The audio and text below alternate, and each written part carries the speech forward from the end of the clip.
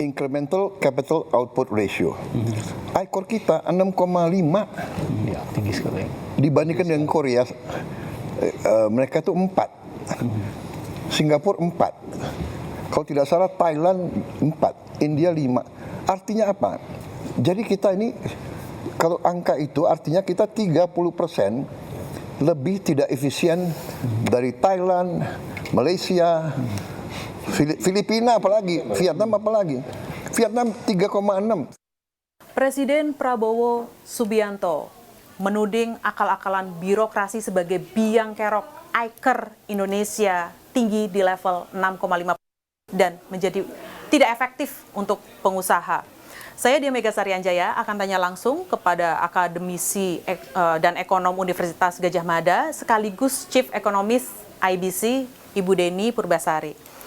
Bu, ICOR kita 6,5, Presiden juga seakan dalam tanda kutip protes ya. Ini jangan-jangan menuding ada akal-akalan birokrasi ini yang bikin nggak efektif atau nggak efisien bahkan. Sebenarnya benarkah Ibu membaca ada akal-akalan birokrasi yang membuat ICOR kita 6,5? Sebenarnya bahwa birokrasi itu ada persoalan, iya. Tetapi bukan satu-satunya. Birokrasi itu apa sih sebenarnya? Mereka kan pelaksana dari kebijakan. Jadi tadi yang saya sempat singgung, bahwa ICOR itu kan transformasi dari capital kepada output. Modal terhadap produksi. Kepada produksi. Kalau angkanya tinggi berarti kan dibutuhkan modal lebih besar untuk menghasilkan output yang sama gitu kan ya. Nah, jadi kalau seperti itu, apa sih sebenarnya mentransformasi menjadi output? Bukan sekedar kemudian birokrasi.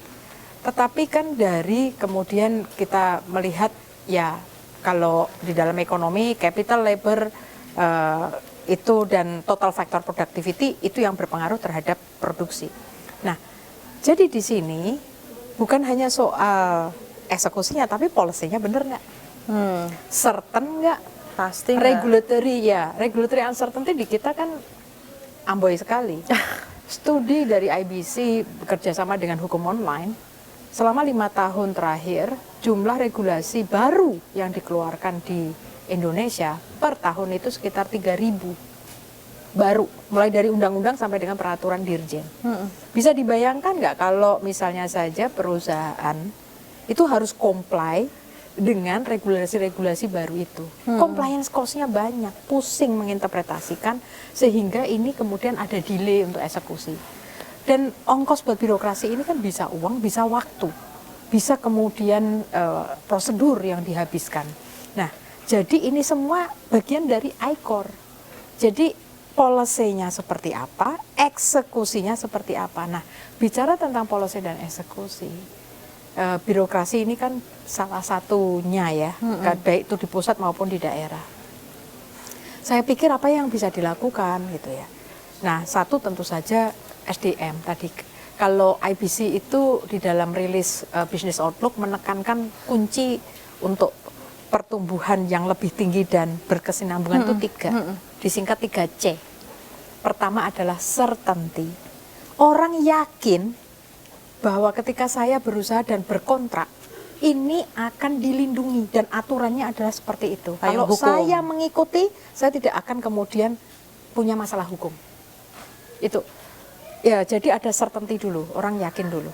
Karena kalau investasi itu kan menyangkut periode yang panjang.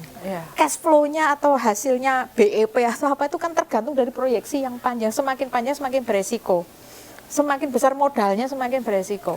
Jadi kalau indikasi sebuah negara itu katakanlah certainty-nya itu tinggi atau tidak, lihat aja investasi yang berasal dari luar negeri seberapa banyak. Di Indonesia FDI kita hanya 1,5% dari PDB. Karena apa? Ya orang asing selalu punya options untuk berinvestasi di tempat lain, bukan hanya Indonesia, negara di dunia ini kan gitu. Tapi di sisi yang lain adalah tadi pengusaha domestik pun kalau punya uang, saya mau pakai uang saya untuk bisnis baru atau kemudian lebih baik saya taruh di misalnya saja SBN atau capital market bahkan Iya. atau saya beli saham Yang nggak berkeringat di, ya, Bu? di luar negeri. Iya. Ya. Nah, itu kan sekali lagi orang punya pilihan. Jadi kita harus paham bahwa dunia itu sangat kompetitif. Karena itu pastikan kita dari sebelum apapun ada certainty, create certainty. Yang kedua adalah C yang kedua adalah capability. Ini capability bukan hanya capability perusahaan untuk beradaptasi dan berinovasi atau menciptakan research and development, tapi capability dari keseluruhan masyarakatnya, human capitalnya jago, produktif. Tadi produktif itu gampang yang gini, kan itu abstrak ya tadi ya produktif. Tapi misalnya saja dalam satu hari berapa jam sih kita realize bahwa kita scrolling misalnya tanpa tujuan 1 jam, bagaimana kita bisa mengganti 1 jam ini dengan sesuatu yang itu kemudian bermanfaat, meningkatkan produktivitas. Jadi jangan sampai ada waktu yang kebuang. Dan kita mengerjakan sesuatu itu makin lama makin cepat. Sehingga kemudian waktu kita bisa digunakan untuk yang lain, yang lebih produktif lagi. Nah, jadi capability dari perusahaannya, capability dari human capital atau tenaga kerjanya, sumber daya manusianya. Tapi jangan dilupakan capability dari aparatur negara. Karena apa? Aparatur negara mau eksekutif, legislatif, yudikatif, ini adalah yang bikin aturan, yang melaksanakan aturan, yang menegakkan aturan. Ini harus jago semua. Bahkan mereka mungkin adalah yang terjago dari seluruh masyarakat.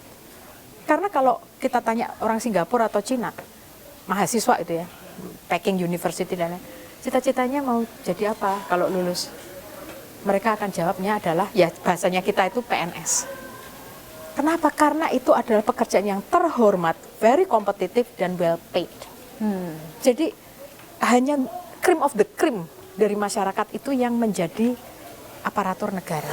Karena apa tadi? Tugasnya berat. Mengidentifikasi persoalan, mencari obatnya, mengimplementasikan. Dan kemudian dia harus bisa juga ya nyaman mengambil keputusan. Nah sekarang ini banyak yang kemudian takut mengambil keputusan. Saya kira saya nggak perlu mengelaborasi. Sehingga ini bisa kemudian ada yang disebut sebagai ya seperti deadlock lah, lempar-lempar keputusan, tidak ada yang kemudian hands on dan mengambil bold decision. Tapi kalau bold decision harus dengan sekali lagi transparansi dan akuntabilitas itu harus melekat ya. C yang ketiga itu adalah capital. Modal. Ketika kemudian certainty dari regulations itu ada dan penegakan hukum itu jelas. Yang kedua orang-orangnya capable. Maka capital itu akan mengalir ke sana. Nah, capital ini juga menyangkut dengan kompetisi. Bahwa capital pasti akan selalu mengalir kepada alokasi yang terbaik, yang paling efisien, kompetitif ya. Nah, ini jangan sampai kemudian capital itu belok karena apa? Secara artifisial itu pemerintah ngatur supaya kemudian belok hanya ke dia atau bahkan membatasi persaingan. Misalnya saja kita tentu tahu peran BUMN di Indonesia, tetapi itu harus well defined supaya kemudian tidak mematikan insentif buat perusahaan-perusahaan swasta untuk bertumbuh atau berkembang seperti itu. Karena tadi swasta itu ada yang namanya creative destruction, yang itu Joseph Schumpeter yang menjelaskan pentingnya yang namanya pertumbuhan itu sumbernya dari apa sih? Dari inovasi. Inovasi itu apa sih? Penghancuran cara-cara lama dan kemudian kita mengambil cara baru yang kita rasa lebih bagus. Ini sangat beresiko. Tapi kalau perusahaan itu ingin kemudian menjadi juara di marketnya, market share-nya itu kemudian meningkat, kemudian dia bisa menjual produk dengan sangat kompetitif, bukan hanya di dalam negeri tapi juga di luar negeri, di pasar ekspor. Creative destruction dan insentif untuk dia selalu berinovasi ini harus terus diciptakan dan itu adalah lewat persaingan. Jadi dan tadi certainty, saya sudah berinovasi ini tahu-tahu regulasinya berubah, betul. Sebenarnya saya mendengar masalah tantangan regulasi, perubahan regulasi ini tidak kali ini aja, Bu. Ketika saya berdialog dengan pengusaha, tantangan terbesar mereka di sini justru bukan tekanan eksternal, tetapi bagaimana regulator kita merespons dengan regulasi itu, perubahan regulasi. Mungkin saya membacanya gini, Bu. Pemerintah juga mungkin mengubah regulasi sebagai penyesuaian, meskipun satu sisi pengusaha pasti menjadinya kan menganggapnya sebagai ketidakpastian regulasi seperti itu, bahwa ada komunikasi yang nggak match juga nih antara pemerintah maksudnya apa, pengusaha inginnya seperti apa. Jembatannya apa sih Bu sebenarnya untuk biar iker ini larinya ke iker lagi ya, Mbak? Biar pengusaha juga di sini nggak merasa modal gue udah gede tapi kok marginnya tipis banget seperti itu loh Bu. Jadi yang sebentar, ini pertanyaan kamu ini penting supaya saya nggak lupa ini. Jadi pertama adalah soal tadi regulasi yang berubah bukannya itu sebuah keniscayaan karena kita mengadjust. Harus hati-hati, adjustment itu karena adanya regulasi yang sudah kita keluarkan dan salah dan itu harus dikoreksi versus kemudian yang memang harus beradaptasi dengan perkembangan. Iterasi berarti. Yang paling berat itu adalah yang pertama, regulasi yang awal itu salah. That's why membuat regulasi itu prosesnya panjang. Karena kalau regulasi itu keliru, maka kalau itu dilanggengkan justru very costly untuk perekonomian karena itu memang harus diubah. Tapi kalau regulasi itu memang sudah benar, tetapi perlu iterasi lebih lanjut untuk mewadahi perubahan yang positif, itu bukan dianggap sebagai ketidakpastian. Karena itu regulasinya harus benar dulu. Itu masalahnya kalau regulasinya yang pertama itu sudah salah, kemudian setelah ternyata salah, dikoreksi, itulah yang menyebabkan uncertainty. Karena kadang bisnis sudah merespon terhadap regulasi yang salah ini, dia sudah invest, tapi kemudian loh kok dicabut, kok diubah aturan mainnya, itu yang kemudian membuat bisnis tidak nyaman. That's why membuat regulasi butuh yang nomor 2 tadi, capability. Dan itu dibutuhkan proses yang cermat, diskusi yang luar biasa, dan kemudian tadi sebuah planning yang itu adalah jangka panjang. Karena jangan sampai kita itu hanya fokus di jangka pendek, tapi at the cost of long run growth atau capability kita untuk bertumbuh, capacity to grow itu rusak karena kita hanya mengejar pertumbuhan jangka pendek. Nggak sustain maksudnya gitu ya? Ya, karena kan kita tahulah dari literatur ekonomi Econ 101, itu kebijakan fiskal dan moneter itu bisa seperti steroid untuk membuat kita bisa lari kencang, tapi habis itu kita rusak fisiknya gitu. Itu bisa. Atau bahkan itu membuat ekonomi destabilizing, itu bisa. Nah, jadi kebijakan yang betul-betul mengabdi kepada kepentingan Republik Indonesia, orang-orangnya, masyarakatnya, bukan perusahaan. Perusahaan itu hanya part of the agents, tetapi masyarakat, rakyat itu yang menjadi first order concern. Pengabdian kebijakan itu adalah untuk mereka, gitu. Jadi hati-hati karena ya itu tadi total surplus perekonomian, ada producer surplus, ada consumer surplus, ini kita harus seimbang, gitu ya. Tetapi bagaimana untuk memastikan bahwa kita itu sudah membuat regulasi yang serve the greater goods for the society. That's why itu harus prosesnya transparan, melibatkan, ada perdebatan, dan begitu dikeluarkan pastikan itu ya itu tadi certain bahwa diimplementasikan dengan konsisten. Tapi hulunya ini harus benar dulu. Kalau hulunya sudah salah, dibiarkan ya tambah salah gitu ya. Dikoreksi uncertain karena tadi sudah ada bisnis yang masuk. That's why membuat regulasi itu sangat secret sih buat saya aja. Nah, butuh proses. Nah, tapi tadi yang sempat disampaikan lagi selain daripada itu saya jadi kalau ICOR itu 6,5 memang kemudian dibutuhkan investasi itu mencapai 52% dari PDB, which is too expensive for us. Tetapi kalau kita bisa menurunkan ke 4 misalnya saja ya. Betul. Bisa nggak seperti maka negara tetangga Bu? Kompetitif tadi bahwa bukan hanya soal capability dan certainty, tetapi juga komplementer infrastruktur yang memungkinkan kita itu untuk bertumbuh. Seperti misalnya saja logistiknya yang jago dong, jangan hanya membuat jalan tapi memanage jalan, memanage bandara, memanage pelabuhan, dan proses ini harus cobalah kita mengadopsi best practice, membuatnya transparan, vendornya kompetitif, dan memang itu adalah yang kompeten. Dan itu sekali lagi kalau kita kemudian memastikan ada kompetisi dan kemudian tadi transparansi anggaran dan segala macam semuanya dilaporkan karena itu adalah uangnya masyarakat, maka saya yakin secara bertahap kita menjadi lebih baik. Jadi itu logistik kompetensi itu penting juga mensupport terhadap ICOR, manusianya juga, birokrasinya, regulasinya. Jadi ICOR bukan soal tadi per se yaitu adalah birokrat, bukan. Tapi tadi bahwa penyelenggara negara, eksekutif, legislatif, yudikatif, itu kemudian harus par excellence semua orang-orang yang the best di Republik ini. Karena masalah kita itu kompleks. Kompleks. Iya. Negara yang besar, masalahnya juga besar. Iya, karena itu Kompleks. butuh pemikir yang hebat untuk kemudian memikirkan tentang solusi buat Republik ini. Dan tidak hanya itu, lingkungannya juga nyaman untuk mereka mengambil keputusan. Karena ini bukan ahli nujum loh. Kalau saya takut sekali terus terang kalau namanya mengambil keputusan itu yang itu berdampak luas, memakan anggaran yang besar. Dan kita ini kan menghadapi sesuatu informasinya tuh ex ante. Kita baru tahu dampak dari kebijakan itu setelah kita jalanin kan. Ya, kuratif. Exactly. Jadi ex ante-nya itu sudah dengan segala keterbatasan informasi, tapi kita learn best practice, kita berdebat dan segala macam melibatkan, begitu diputuskan bismillahirrahmanirrahim, sebelum memutuskan bahkan bismillahirrahmanirrahim. Begitu diputuskan, kita harus sangat diligent memonitor ini supaya kemudian benar-benar policy itu kejadian seperti as we are intent ya untuk menciptakan kebijakan itu. Kalau enggak setel terus. Tapi bukan ini yang keliru, tapi setel dalam implementasinya. Nah, itu penting. Nah, tadi saya menegaskan tentang aparat negara dan itu bukan hanya birokrat, karena birokrat kan di sisi eksekutif ya. Iya. Tapi legislatif kan yang membuat aturan. Birokrasi atau pemerintah eksekutif itu yang kemudian mengeksekusi aturan. Tapi kemudian yang menegakkan aturan itu adalah legislatif, yudikatif. Ini benar-benar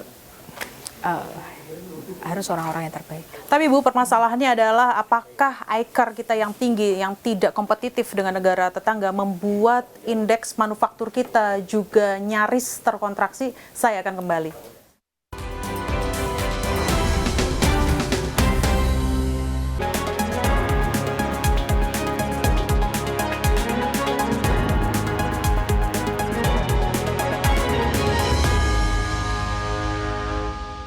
Bu, indeks manufaktur kita ada di level 50,4 Bu, sedikit lagi di level kontraksi ya, tidak ekspansif lagi Bu.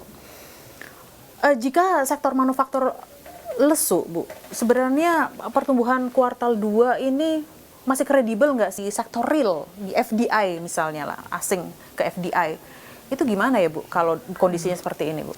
Kalau kita melihat FDI itu tidak hanya di sektor manufaktur, tetapi di sektor primer maupun di sektor tersier itu juga ada FDI-nya. Nah, jadi misalnya saja FDI di bidang pendidikan, di bidang tourism, hotel-hotel itu misalnya, itu adalah kalau FDI ya memang ada. Manufaktur juga ada, tetapi yang di sektor agriculture atau di sektor primer seperti pertambangan juga ada. Betul. Jadi PMI ya ini kalau sudah 50,4 kita perlu kemudian lebih alarm gitu. Tetapi sebenarnya tren globalnya juga menurun. Seperti misalnya PMI Cina itu menurun. Tapi kalau nggak salah Thailand naik, tapi Filipina turun ya. Jadi berbeda-beda setiap negara, tapi in general itu ada menurun karena mulai terkena dampak dari krisis di Timur Tengah. Nah, tapi kan PMI ini baru manufaktur. Nah, kita harus melihat perekonomian Indonesia kan secara holistik, bukan hanya manufaktur. Tapi tadi bahwa di hari seperti sekarang, attracting modal asing untuk berinvestasi di Indonesia dalam bentuk FDI, itu kan sangat sulit karena adanya ketidakpastian, supply chain-nya juga sudah berubah karena belok-belok siapa teman siapa lawan di geopolitik kita. Dan kemudian tentu saja melihat bagaimana lingkungan regulasi di Indonesia. Indonesia mungkin unggul dalam hal satu, marketnya besar, marketnya muda, pertumbuhan ekonominya masih lumayan. Kan orang masih melihatnya seperti itu secara relatif term dengan the rest of the world ya. Tapi ada kemudian ya isu struktural yang memang harus diatasi supaya itu modal kemudian datang ke Indonesia. Nah, yang lainnya lagi yang saya pikir penting terkait dengan ini adalah studi memang menunjukkan bahwa peningkatan upah itu yang paling tinggi itu ada di sektor tertentu. Manufaktur ini sebenarnya termasuk sektor so-so bukan sektor yang paling utama untuk meningkat baik levelnya tinggi maupun kemudian pertumbuhan upahnya tinggi. Karena statistik menunjukkan yang upahnya itu tinggi dan tumbuh tinggi itu adalah sektor telekomunikasi, mining, dan juga sektor kesehatan. Karena yaitu mungkin isi ya juga bisnis operation ya, seperti business processes, sorry. Nah, jadi misalnya saja kenapa begitu? Well, karena mungkin di sektor mining itu heavy capital. Yang kerja di situ mungkin engineers ya. Mungkin adalah driver dan segala macam yang mengoperasikan alat berat, tapi dia karena padat kapital, karena itu upahnya tinggi. Terus habis itu sektor kesehatan tentu karena dokter mungkin itu sangat high intensive skill ya, dan profesi yang sangat in demand, sehingga itu kemudian upahnya tinggi sejalan dengan experience yang semakin tinggi dimiliki oleh dokter. Yang ketiga sektor finansial. Sektor finansial di sini tentu saja bank maupun non bank ya. Sekarang ini kan jasa keuangan. Karena Indonesia semakin kaya, orang kaya bingung cara naruh duitnya. Masa tabungan terus kan tidak mungkin, atau deposito terus. Akhirnya mereka akan diversify kan kepada aset-aset seperti misalnya saja mutual fund, kamu ke saham, ke obligasi dan lain sebagainya. Kamu butuh kemudian orang-orang yang talented yang bisa memanage kamu punya fund itu. Beberapa kemudian mungkin melirik private equity dan segala macam. Investment bank gitu ya, bukan yang bank biasa, karena itu yang kemudian memberikan upah yang tinggi. Tapi bisa dilihat kan, ini pekerjaan yang cukup high skill dan kemudian orang itu sangat spesialis dan experience mereka 1 tahun, 2 tahun, 3 tahun itu sangat berarti untuk meningkatkan upah mereka itu. Karena tidak semua jenis pekerjaan itu bisa memberikan upah yang tinggi dan pertumbuhan yang tinggi. Artinya learning opportunity-nya itu adalah semakin skillnya itu semakin jagoan itu. Tidak semua pekerjaan. Misalnya saja mohon maaf pekerjaan cuci piring misalnya saja. Ya akan begitu terus ya. Repetisi ya, iya, bukan betul. kognitifnya yang berkembang betul. ya. Nah, jadi kita harus hati-hati melihat sektor ini karena itu kebijakan negara bagaimana melakukan tadi ya perbaikan di bidang pendidikan dan pelatihan itu sangat penting untuk kemudian betul-betul lembaga pelatihan dan pendidikan itu adalah yang bagus. Syukur-syukur kemudian kita inviting lembaga-lembaga vocational schools dari luar untuk melatih di sini, karena ada pekerjaan yang tidak bisa digantikan oleh AI. Tukang, roofer, plumber, kemudian tiler dan segala macam itu negara-negara maju membutuhkan orang-orang yang bekerja dengan tangan. Ini tidak bisa didiskusi oleh AI. Tapi bagaimana skill tukang-tukang kita itu jagoan par dengan standar internasional. Itu bagaimana kita kemudian bisa menghadirkan lembaga-lembaga pelatihan seperti itu dan orang-orang tukang-tukang yang sudah berpengalaman itu dididik seperti itu dalam jangka waktu mungkin hanya 6 bulan, 1 tahun intensif. Dan setelah lulus itu bisa kemudian bekerja di luar negeri. Tentu saja simultan ya, tidak hanya tentang know-how-nya yang itu par internasional, tapi juga bahasa asingnya dan attitude-nya. Nah, jadi kita perlu untuk kemudian berani memulai langkah-langkah seperti itu dan tidak business as usual. Karena konteks dunia, konteks bekerja, ya lapangan pekerjaan dan pekerjaan itu berubah. Jadi pemerintah kemudian harus lebih agile untuk kemudian beradaptasi dengan itu semua. Nah, karena itu tadi kalau dibilang birokrasi yang rigid yang menyebabkan agak kemandekan ya dari inovasi, itu saya tadi sampaikan itu benar tetapi tidak semuanya. Ya, Bu, berarti gini, dengan indeks manufaktur kita yang mendekati kontraksi, artinya kita tidak bisa mengandalkan ekspor dari barang jadi ya, kita bisa mengubahnya ke ekspor jasa. Exactly, betul kan, Budi. Karena mari kita lihat Filipina, negaranya tidak sebesar Indonesia, tetapi ekspor talents mereka ke seluruh dunia begitu besar, sehingga mereka itu kemudian mengirimkan remittances yang sangat besar balik ke Filipina, dan kemudian ini bisa memperkuat cadangan devisa mereka. Jadi cadangan devisa, kita kan selalu tahu ya bahwa current account kita itu defisit disebabkan karena neraca jasa. Tetapi kemudian untuk neraca barang kita baik-baik saja. Nah, dan Indonesia ini terkenal sebagai negara komoditas. Karena itu sebenarnya kalau melihat opportunity di Indonesia, Indonesia ini kaya dan segala macam karena sumber dayanya banyak dan segala macam, itu benar. Tetapi bagaimana mengelola sumber daya itu dengan baik. Dan kemudian membuat perusahaan asing kalau memang mau mengeksploitasi atau mengerjakan sumber daya tersebut itu sesuai dengan tata kelola yang baik. Itu kan, itu yang kita harapkan. Bukan berarti ini kita tutup sama sekali, tidak. Tetapi sekali lagi harus dengan tata kelola yang baik. Karena undang-undangnya kan sudah banyak, undang-undang sumber daya alam, undang-undang pertambangan dan segala macam, ikuti dan tegakkan dengan baik. Itu saya pikir ya penting. Tapi tadi bahwa ya kita jangan melulu pada barang, benar. Jangan komoditas terus, karena komoditas itu bisa habis. Tapi yang namanya talent itu enggak. Nah, sama halnya dengan turisme. Kita banyak kemudian mengimpor kan dengan travel ke negara-negara lain untuk berwisata. Tapi effort kita untuk mendatangkan wisatawan datang ke Indonesia seperti apa? Karena again, ini yang namanya jasa pariwisata itu sebenarnya satu bisa mendukung sustainability lingkungan. Yang kedua itu ada menyerap tenaga kerja. Dan yang ketiga ini kalau kita melihat orang Indonesia, karakter bangsa Indonesia yang ramah, itu otentik loh. Hospitality itu kita jagoan banget. Tetapi bagaimana mengemas hal-hal yang itu merupakan warisan budaya atau bahkan alam Indonesia itu yang par dengan standar asing sehingga atau standar internasional, sehingga itu punya value yang tinggi itu. Tidak receh, tidak malah rusak. Itu butuh yang namanya tadi C yang kedua, capability.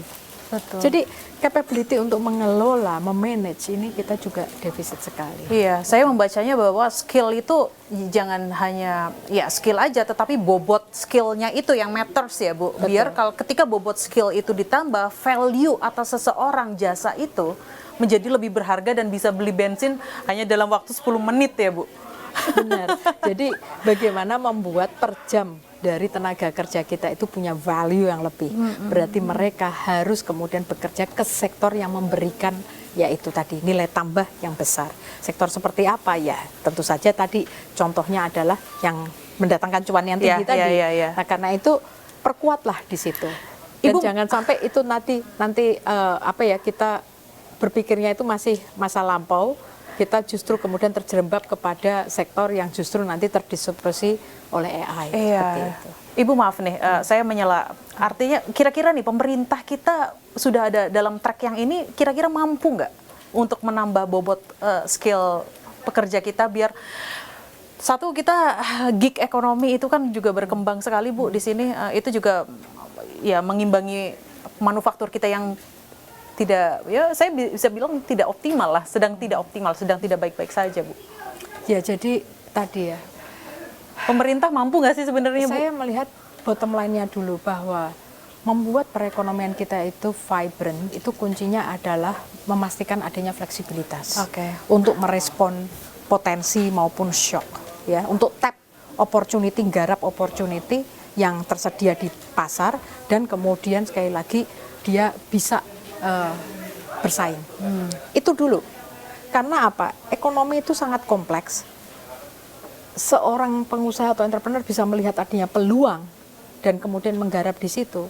Itu kemudian kita harus support mereka, mudahkan mereka. Karena itu flexibility tadi. Karena dengan begitu mereka kemudian akan mengambil resiko, pasti akan berusaha sebaik mungkin supaya cuan kan, supaya usahanya itu untung. Karena itu jangan punya sikap kayak kita anti orang kaya, kita anti profit. Nggak ada bisnis itu nggak ngejar profit. Bagaimana kita sustain kalau nggak ada profit? Profit itu buat semangat. Dan kemudian yang penting itu profit itu kalau bisa ditanamkan lagi kepada ekspansi bisnis. Nah, jadi kita harus merubah mindset ini gitu. Dan kemudian biarkan bisnis itu kemudian bergerak. Dia pasti akan berinvestasi kepada hal yang dibutuhkan. Nah, pemerintah ini perannya di mana tadi kan? Apakah sudah mengarah ke sana? Masih ada ruang untuk diperbaiki.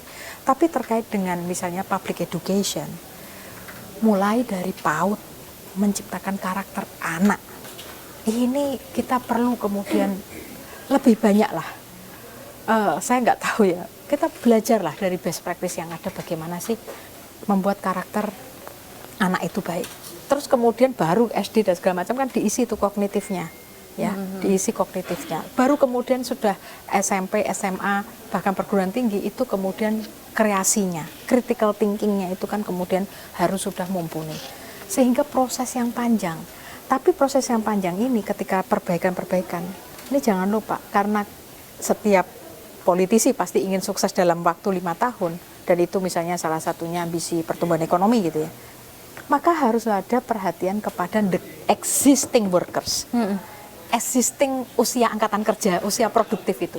Ini mau diinjeksi apa supaya mereka kemudian bisa menghasilkan produktivitasnya tinggi dan mensupport pertumbuhan sekarang, bukan pertumbuhan 10 tahun lagi kan, bukan pertumbuhan 15 tahun lagi. Current. Nah, ini yang, dan jangan sampai kemudian mereka ya terdisrupsi dan kemudian tidak tahu where to get help. Gitu. Nah, jadi peran pemerintah adalah tadi mulai lah, dan kemudian kolaborasi dengan private sector yang tahu ini peluangnya di mana, support itu, dan satu lagi adalah ukur itu keberhasilannya. Jangan kemudian program alokasi dan kemudian eksekusi, laporan, penyerapan selesai itu, jangan. Tapi harus diligent dan bahkan multiple initiative itu diadu mana yang akan memberikan hasil yang paling besar. Tapi untuk bisa memberikan flexibility even kepada pemerintah melakukan eksperimentasi, ini butuh tadi sisi penegakan hukum yang itu kemudian memberikan ruang, perlindungan. Karena apa, inovasi bisa gagal kok. Tapi intentionnya seperti apa? Selama itu tidak kemudian korupsi untuk dirinya sendiri atau ada konflik kepentingan, kelalaian dan segala macam, sebaiknya itu kemudian dilindungi supaya apa? Kemudian pengambilan keputusan dan eksperimentasi untuk kebijakan publik itu kemudian terjadi. Karena otherwise orang takut ngambil keputusan. Karena nanti kalau misalnya tidak efektif for whatever reason, kamu kemudian merugikan keuangan negara misalnya seperti itu. Itu kan yang paling membuat orang kemudian takut. Jangan sampai kita menciptakan sebuah environment yang itu membuat orang-orang yang paling talented, the best and the brightest Indonesians takut untuk kemudian ada di posisi publik. Jangan sampai. Karena itu adalah the worst equilibrium ever. Percayalah, saya Diah Megasari Anjaya dan Bu Deni Purbasari sebagai akademisi Universitas Gadjah Mada sekaligus Chief Economist IBC sangat mencintai Indonesia. Saya pamit, terima kasih.